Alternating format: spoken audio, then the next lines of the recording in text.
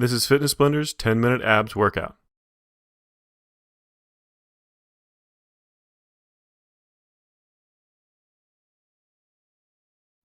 In this workout routine, we're going to be doing 45 seconds of 10 different exercises. Let's go ahead and get started with the first exercise. Go ahead and lay down on the mat. We're going to be doing flutter kicks first.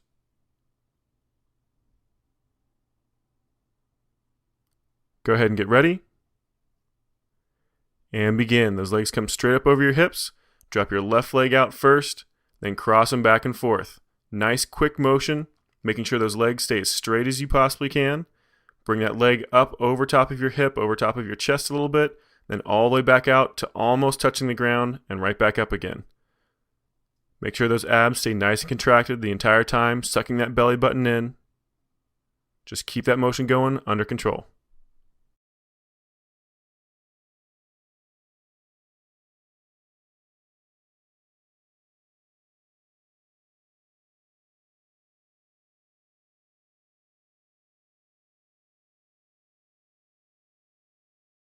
Two more.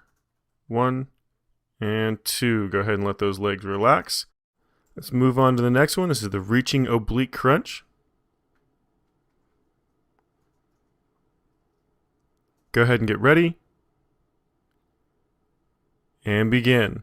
Crunch up and try to rotate those shoulders sideways. You want to try to get both those shoulders off the ground as best you can. Nice tight squeeze reaching the outside of that thigh. Try to keep those hips flat on the ground, try not to let them roll. Just keep rotating left to right, reaching across, trying to get a nice tight squeeze of those obliques and those abdominal muscles.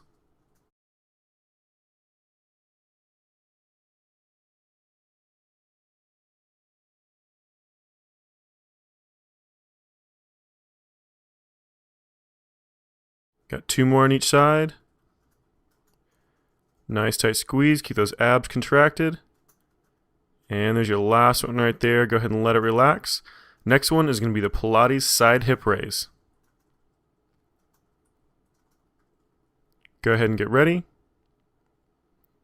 And begin. Up on that left arm first, on that left side. Try to keep those knees relatively close together. You're going to try to shove those hips up as high as you possibly can. At the same time, pulling that left shoulder down towards that left hip. Get a nice tight squeeze to those obliques. And let those hips drop back down as far as is comfortable, but don't completely touch the ground. You want to keep just a little bit of a hover, and then press them right back up. Nice tight squeeze every single time.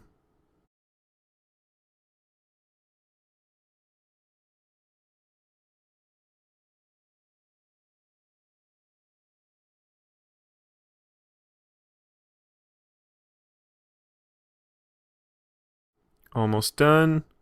Just one more, and let it relax. Alright, let's switch it over to the other side. Doing the same exact motion on the right side this time. Go ahead and get ready. And begin. Bring that hip up nice and high. Same thing, you're going to try to pull that right shoulder down towards that right hip. Get a nice tight squeeze in that oblique. And let that hip drop back down, but don't completely touch. Keep a little bit of a hover and right back up. If you want to make these harder, you can always kick those feet out completely straight. So you're going off of those toes rather than off that knee.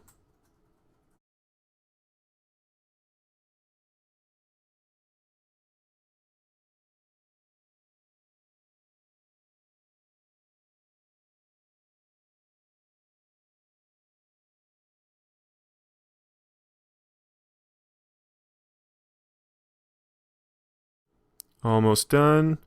Just got one more. And let it relax. Alright, moving on to the next one. This is the Russian twist.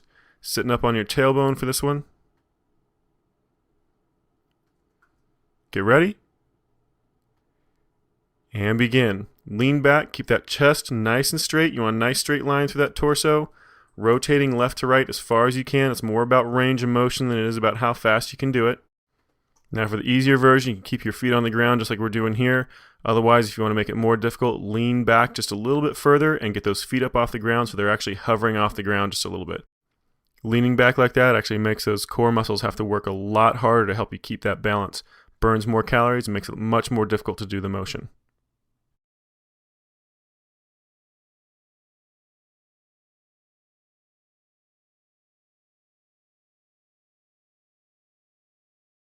Almost done.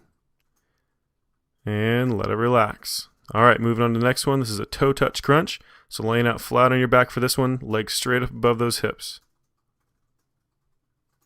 Get ready. And begin. Get those legs up there nice and high.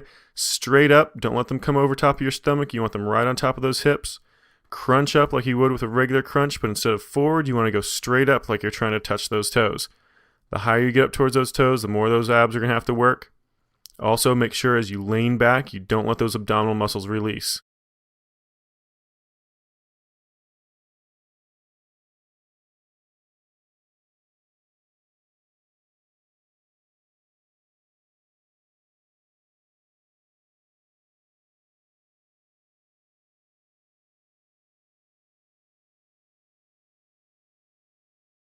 Almost done.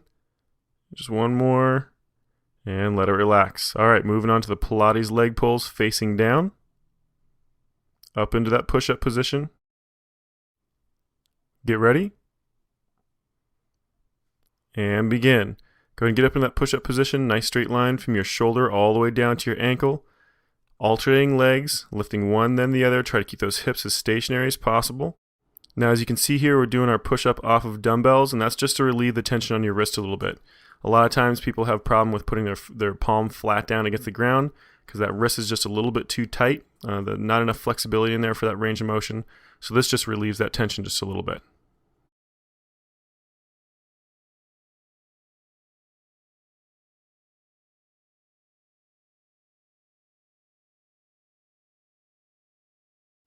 Almost done.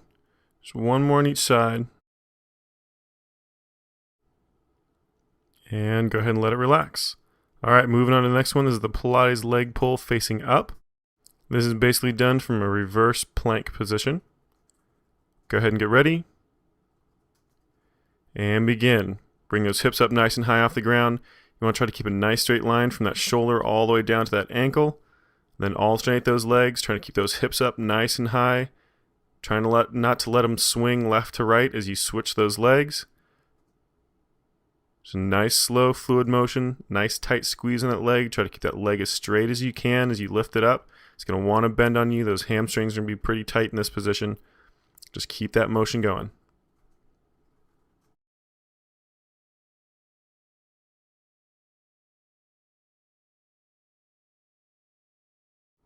So I have just one more on each leg.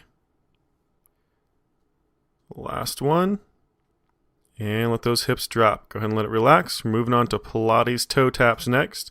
So back over onto your back. Get ready.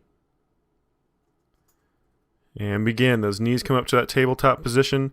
90 degree on that knee, 90 degree on that hip. Make sure that knee is directly above that hip joint. Doesn't come in any further over top of that stomach. Then nice and slow, alternate those legs.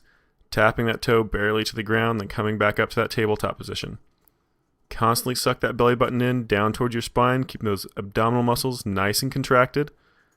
You don't want to have any gap underneath your lower back. You want to have that lower back plastered against that mat. If you need a little bit of help with that, hug those knees into your chest, reset your back, then start right back into this motion. We're almost done, just a few more repetitions. And there's your last one right there. And go ahead and let it relax. All right, moving on to the knee tuck crunches next. This is your last exercise. Get ready. And begin. Come up onto that tailbone. Tuck those knees in nice and close to your chest as you crunch forward. And then lean back, nice straight back as you kick those legs out away from you. Those hands back behind you, they're there for a little bit of support. If you want to make this exercise more difficult, just lift those hands off the ground. Do this motion just hovering off that tailbone. Makes it much more difficult for those abdominal muscles. Just try to get as much range of motion out of that chest as you can. It's not going to feel like you have a whole lot. So crunch forward as those knees come in. Extend that chest back as you extend those legs out. Just keep that motion going. We've just got a few more to go through.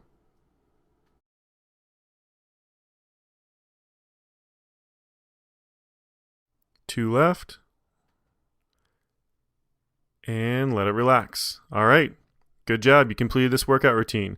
Go to fitnessblender.com to find out how many calories you just burned. Fitness Blender is 100% free. Help us keep it free by sharing this video or one of our others on your favorite social networking site.